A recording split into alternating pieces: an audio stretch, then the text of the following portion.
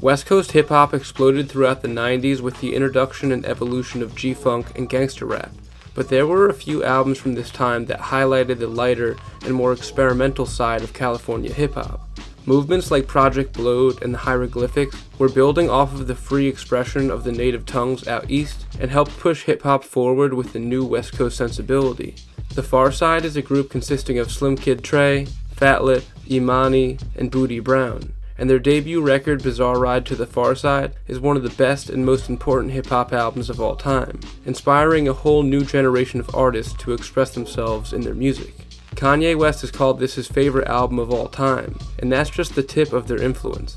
From boundary-pushing West Coast weirdos like Kendrick Lamar and Earl Sweatshirt, to the entire modern melodic leanings of mainstream rapping, the Pharcyde has their fingerprints on all modern hip-hop, and it all starts with this album. The Pharcyde was formed in 1989 in LA as dancers, but they started rapping in the early 90s. They met a local music teacher named Reggie Andrews, who worked with funk acts like Rick James and the Daz Band, and he helped influence their early style. The group signed to the label Delicious Vinyl in the summer of 1991, and their debut album would come out the following year. Bizarre Ride to the Pharcyde came out in November of 1992, and is one of the greatest West Coast rap albums of all time. This album draws just as much from jazz and funk as it does from stand-up and sketch comedy, putting it all into a hip-hop melting pot.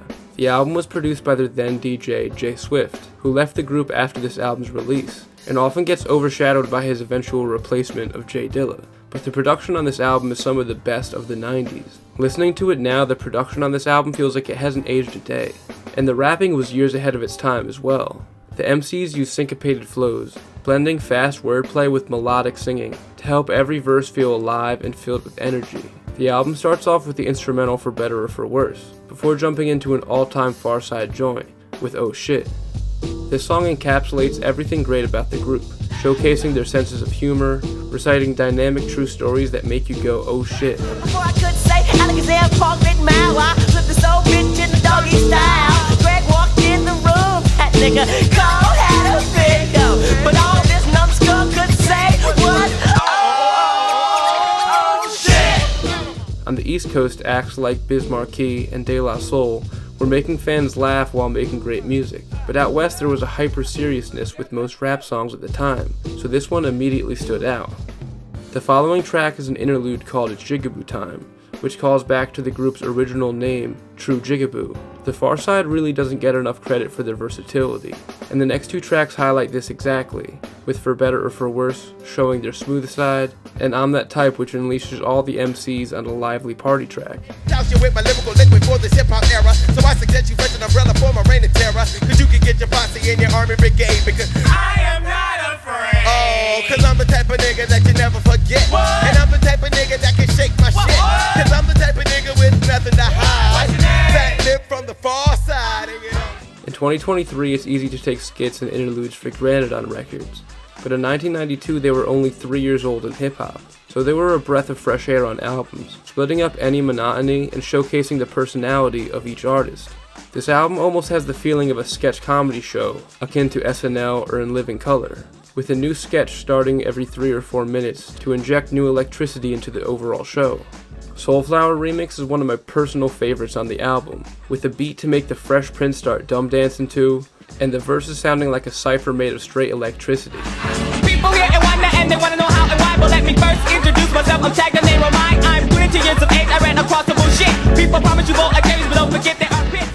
On the DL shows the group at their most serious. On top of a jazzy beat, the MCs tell cautionary tales of betrayal and murder.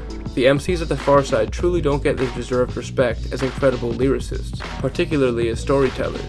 They each are able to weave tales that are filled with detailed personality, all while making the listener feel the gravity of what's happening. Officer builds on this, with each of the 4 MCs taking turns, telling the same story of the MCs getting pulled over and pleading their innocence to an officer.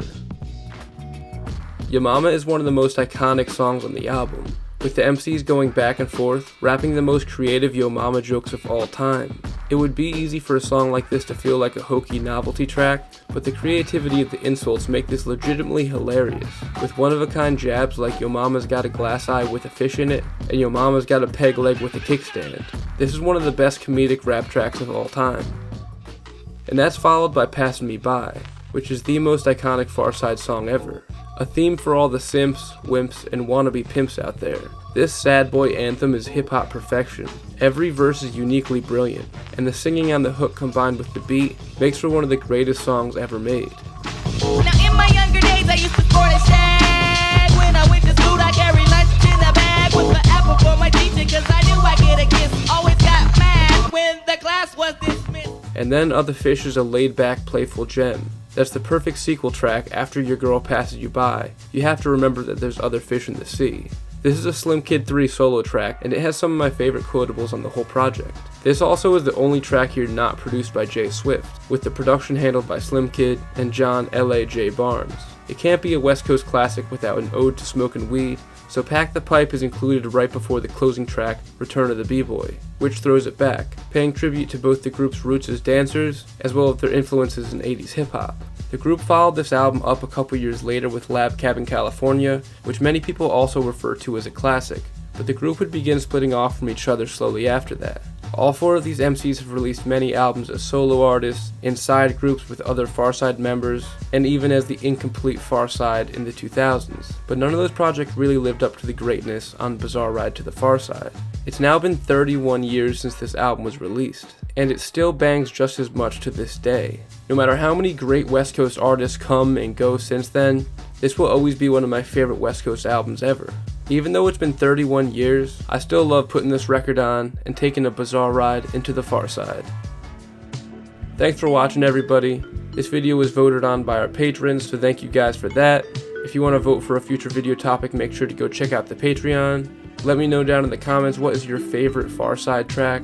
Also, let me know if there's any other albums that you'd want to see me do a full deep dive video on like this. You know the drill. As always, I got a lot more headed your way, so stay tuned, stay safe, and stay deaf. Thanks for watching.